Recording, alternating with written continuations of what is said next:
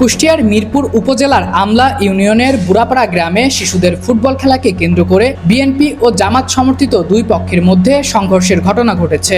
এতে উভয় পক্ষের অন্তত 4 জন আহত হয়েছেন। আহতদের স্থানীয়ভাবে চিকিৎসা দেওয়া হয়েছে বলে জানা গেছে। স্থানীয় সূত্রে জানা যায়, এলাকায় আধিপত্য বিস্তারকে কেন্দ্র করে বিএনপি নেতা রিয়াজুল হক তুফান গ্রুপ ও জামাত নেতা মুকুল গ্রুপের মধ্যে দীর্ঘদিন ধরে বিরোধ চলে আসছিল।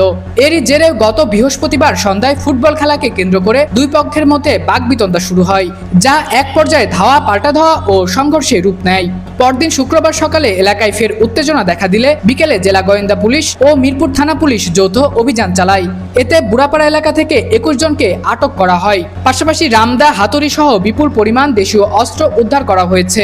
এদিকে আটক ব্যক্তিদের নিজেদের নেতাকর্মী দাবি করে মিরপুর উপজেলা জামায়াতের আমির রেজাউল হক বলেন, স্থানীয় কোন্দলের জেরে তাদের কর্মীদের বিরুদ্ধে মামলা করা হয়েছে।